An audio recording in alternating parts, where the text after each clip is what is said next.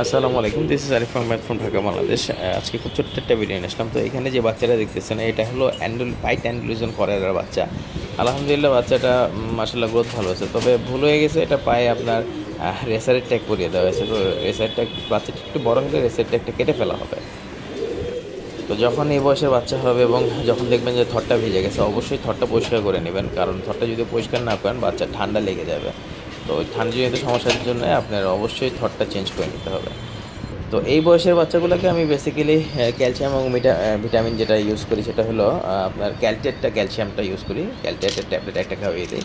এবং যে প্যারালাইসিস রোগ যেন না হয় জন্য আমি AB1টা ইউজ করি। থিওভিট বা AB1 যেটা পান আপনারা সেটা ইউজ করতে পারেন, খুব ভালো কাজ করবে আশা করি। এছাড়াও খেয়াল রাখতে হবে কবুতরের থরের টা ময়লা হয়ে গিয়েছে কিনা। যদি ময়লা হয়ে যায়, যদি থরটা ভিজে ভিজে যায়, তাহলে অবশ্যই থরটা আপনার পরিষ্কার করে নিতে হবে। কারণ কবুতর একটা জিনিস খেয়াল রাখবেন যে ভেজা ভেজা যদি বাসস্থান হয়, কবুতরের অবশ্যই ঠান্ডা লেগে যাবে বাচ্চার। আর একবার যদি কবুতরের বাচ্চার ঠান্ডা লেগে যায় তো বাচ্চা খিচ খেয়ে যাবে। তো এই জন্য অবশ্যই যদি পায়খানাতে একদম পুরো ভিজা ভিজা হয়ে যায়, তাহলে অবশ্যই আপনার থরটা পরিষ্কার, আপনার যেই থরটা আছে অবশ্যই পরিষ্কার করে নেবেন। তো কবুতরের যদি জোড়া বাচ্চা হয়ে থাকে এবং প্যারেন্টস যদি আপনার ঠিকমতো খাবে, যদি দুটো বাচ্চা একই সমান সাইজ না রাখতে পারে, তাহলে অবশ্যই আপনার বাচ্চাটাকে আপনার হ্যান্ড ফিডিং করতে হবে।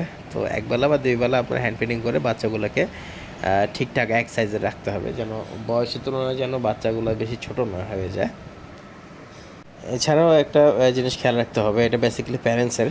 আমরা অনেক সময় কবুতরকে গ্রিড খাইতে দিই না ঠিকমতো। তো কবুতরের একটা জিনিস মাথায় রাখবেন, কবুতরের গ্রিড যদি ঠিকমতো না পায়, তাহলে কিন্তু বাচ্চাকেও ঠিকমতো খাওয়াবে না। আর বাচ্চাকে ঠিকমতো না খাওয়ালে বাচ্চার সাইজ বড় হবে না। আর কবুতরের গ্রিডটা কেন দরকার? কবুতরের গ্রিডটা বেসিক্যালি দরকার হলো ওদের বাচ্চাকে খাওয়ানোর জন্য, ওদের পরিপাকের জন্য ইজি হয় ব্যাপারটা। যখন কবুতর গ্রিড খায়, অনেক সময় আপনারা এই জিনিসটা খেয়াল করছেন কিনা জানি না, কবুতর যখনই গ্রিড খায়, গ্রিড খাওয়ার পরপরই দেখবেন যে বাচ্চা খাওয়ায়। আপনি খাবারটা দিচ্ছেন, খাবারটা খাওয়ানোর পরে কবুতরকে বাচ্চাকে খাওয়াইতে গেল, তো ঠিকমতো খাওয়াইতে পারে না। আর খাওয়াইতে চাইলে পুরো মানে পেট পরিপূর্ণ করে খাওয়াতে পারেন না। তো সেক্ষেত্রে যেটা যেটা দেখবেন যে গ্রিড দিচ্ছেন কিনা, যদি গ্রিড দেন তাহলে এর এই প্রবলেমটা থাকবে না।